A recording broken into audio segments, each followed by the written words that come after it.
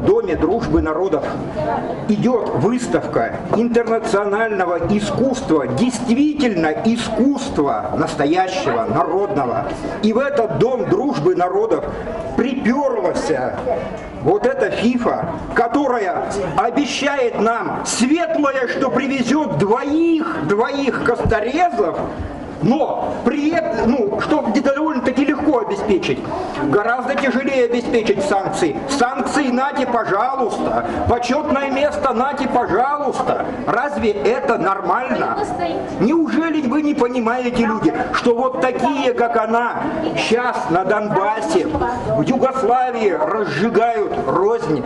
Я был в рядах самообороны в Симферополе, когда это все начиналось. Я приветствую то, что наши добровольцы сейчас на Донбассе.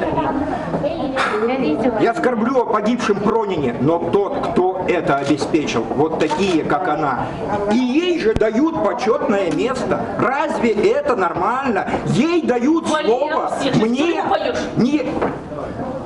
Вот, пример этой всей пропаганды, вот, что мы видим. Люди здесь, в Доме дружбы народов, нахождение вот этой фифы недопустимо. Она, что называется, дает печеньки, снимает скальп, обещает светлое будущее, что привезет двоих косторезов, которых так и не привезла, и при этом применяет санкции.